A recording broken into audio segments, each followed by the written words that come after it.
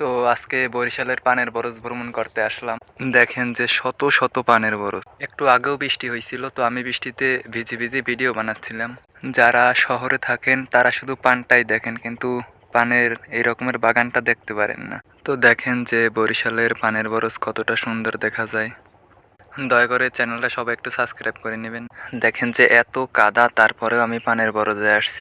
বৃষ্টির সিজনে একটু ভালো লাগে না পানের বরজে কাজ করতে, তবু কাজ করতে হয়, কারণ পানের বরজে প্রচুর পরিমাণে কাজ থাকে। একটু আগে বৃষ্টি হয়েছিল, তার জন্য এখনো পানি লেগে আছে। আমার শরীর সম্পূর্ণ ভিজে। আগার পানগুলো খাওয়া যায় না, কারণ এগুলো একদম কচি থেকে, আর এগুলো তিতে লাগে। অতিরিক্ত বৃষ্টির কারণে দেখেন যে পানগুলো লাল হয়ে গেছে। এটা হচ্ছে পানের বরজে ওষুধ দেওয়ার পাত্র।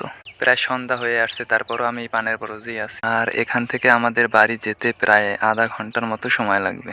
তো বলেন, এত দূর থেকে আসি, যদি কাজ করে না যাই তাইলে আসার কোনো লাভ আছে? আর অনেক কাদা পেরি ভেঙে আসতে হয়। দেখেন যে লতা মরে কি হয়েছে।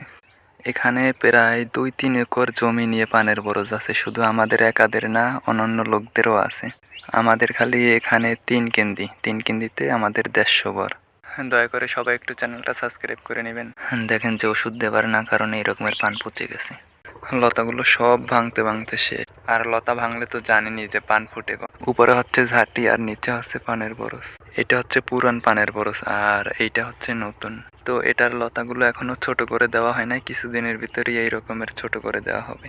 শহরে বসে মানুষ একটা পান 5 টাকা দিয়ে কিনে খায়, আর এর একটা পান আমরা মনে করেন যে 1 টাকার অর্ধেকও বেচতে পারি না, 10 পয়সাও বেচতে পারি না।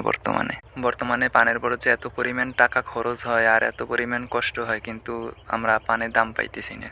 কারণ এখন বৃষ্টির দিনে প্রচুর পরিমাণে পান ফোটে, তো এই কারণে পান বাজারে বেশি যায়, যার কারণে দাম কম থাকে। দেখেন যে ওইসব লতা ভেঙে কি হয়েছে। আসছিলাম কাজে, তো আমি এখনই বাড়ি যাব, তার জন্য ভিডিও করে নিচ্ছি। অতিরিক্ত বৃষ্টির কারণে এই পানগুলো অনেক ছোট হয়েছে। জায়গাটা হচ্ছে বরিশাল জেলার উজিরপুর থানা। আমি আসছি প্রায় দুপুর হয়েছে, আর এখন প্রায় সন্ধ্যা হয়ে গেছে। অল্প কিছুক্ষণের ভিতরেও আমি চলে যাব বাড়ি। আপনারা সবাই ভালো থাকবেন, আর দয়া করে চ্যানেলটা সবাই সাবস্ক্রাইব করে নেবেন। ভালো থাকবেন সবাই। আল্লাহ হাফেজ।